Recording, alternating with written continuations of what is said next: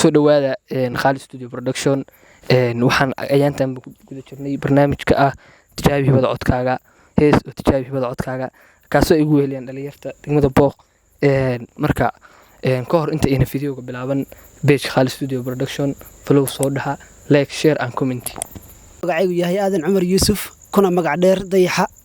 marka haddana codkaygan ku qulluuqeynaya walibana ku qaadaya warahu habeenkii warabuhu wareegayo weerkuna wehel yahay wadku ima fudooda walwalkiyo dhibtaan qabo ruuxii waayarago waan kala waraystaa waxyeeladan saarane wuxuu adduunye ruuxba waaye soo joog waxeshaday dugaagii laga waaban jiraaye waxeshaday dugaagii laga weexan jiraaye ismalahayno jacayl baa kuwaaline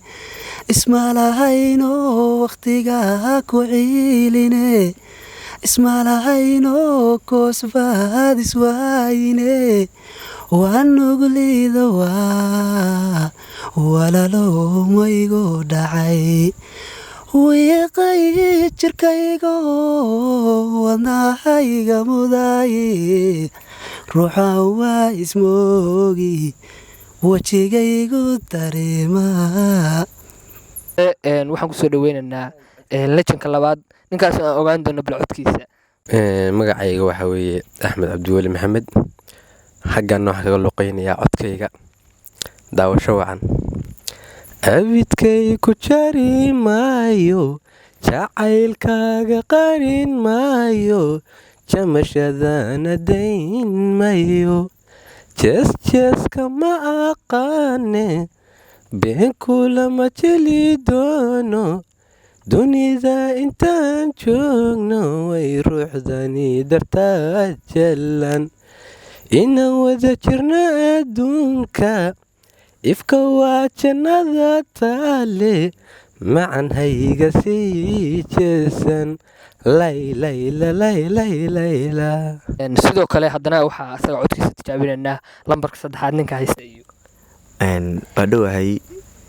magacaygu waa Reexaan Xuseen Qodhob. halkaana waxaan ka qaadayaa heesuu leeyahay fanaanka weynaa lajankii Maxamed Xasan Xuseen Lafoole. waxaan dhahaysaa heestu sidan: sidii uurjiif yaro awali dibadda imano ubucda hooyadii ku jira adaan ogsijinta iyo anfaaciga ka hela arwaaxda naftayda iyo adaan gacalo isku xira sucaad uridaydiyey indhahan adiga u roon adaan sanbabada dago ofaha beerkiyo wadnaha adaanan qalkaaga dhigay ilayski nolosha taho adduunka intaa jiro allayleh aragsane wale abidkama tago.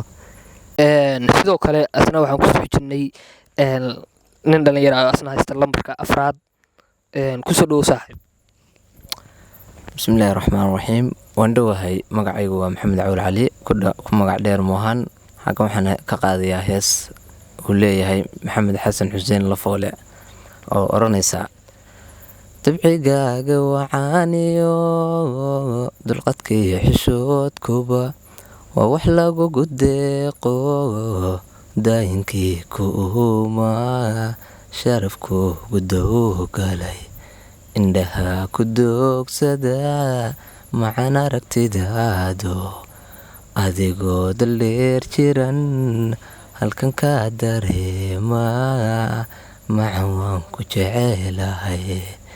sidoo kale waxaan kusoo dhaweynaynaa nin asagoo ka barnaamij duwan dhalinyarta kale meesha ay heesa ka qaadiyeen asagu wuxuu naga codsaday inuu hibada codkiisa ku tijaabiyo gabay marka kusoo dhawo saaxiib.